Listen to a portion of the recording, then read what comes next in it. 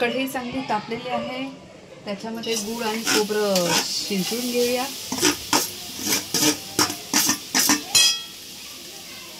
चांगलं पुसून घ्यायचं, वेस्टेज काही घालवायचं नाही। हे चांगलं एकजीव करून घेऊया, शिजवून घेऊया। गूळ चांगला खोबऱ्यामध्ये मिक्स व्हायला पाहिजे।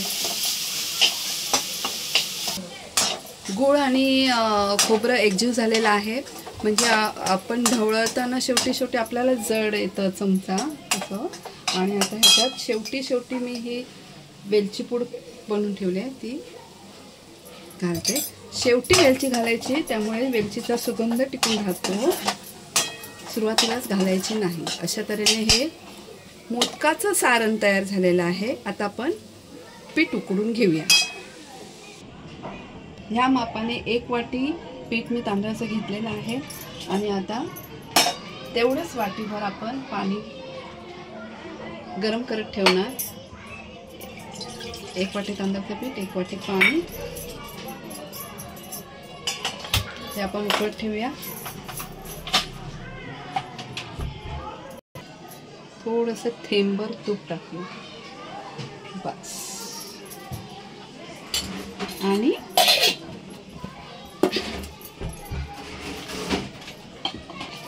चिमूटभर मीठ बस।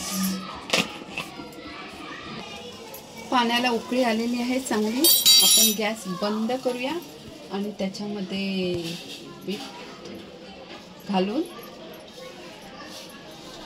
घाई करायची नाही। पीठ घालायचं आणि हे पाण्यामध्ये टाकलेलं पीठ असं एकजीव करून घेऊया। पाणी आणि पिठाचं मेजरमेंट बरोबर झालेलं आहे आणि आता हे गरम आहे,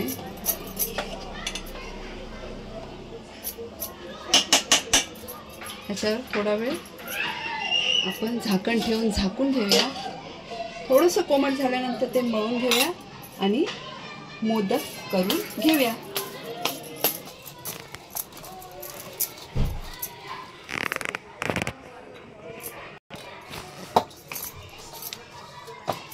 पाणी आणि पिठाचं प्रमाण अगदी बरोबर झालेलं आहे। पीठ मस्तपैकी मऊसूत मळून घेतलेलं आहे मी। आता आपण मोदक वळूया, ठीक आहे।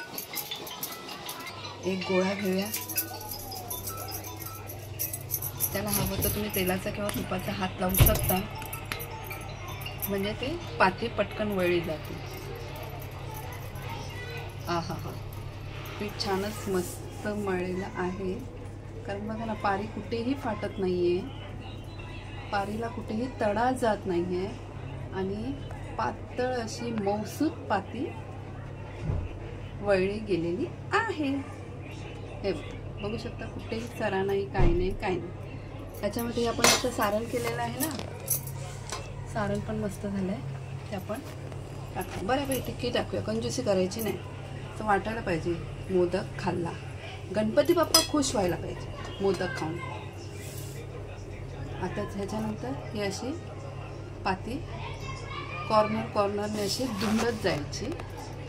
अगदी सोपं आहे, त्याच्यात काही कठीण असं काहीही नाही, सरावाने होऊन जातं।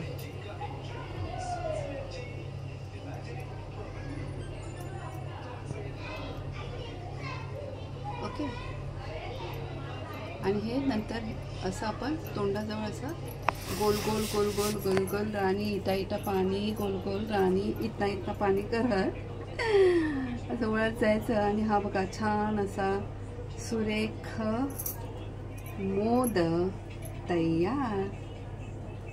छान आला की नाही? अशा रीतीने मी हे बाकीचे मोदक वळून घेते आणि नंतर मग ते आपण उकडायला ठेवूया।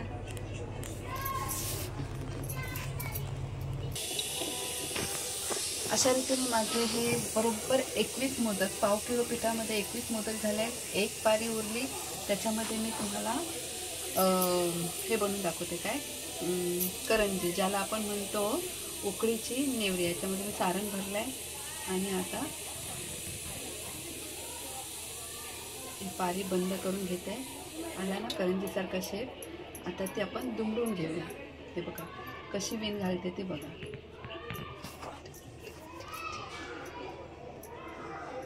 याला म्हणतात उकडीची नेवरी.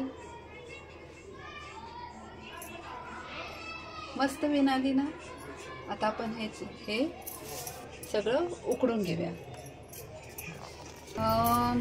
मोदक उकडण्यासाठी मी खाली टोपामध्ये पाणी ठेवलं, त्याच्यावरती चाळणी ठेवली, त्याच्यात मोदक ठेवले आणि त्याच्यावरती झाकण ठेवलं.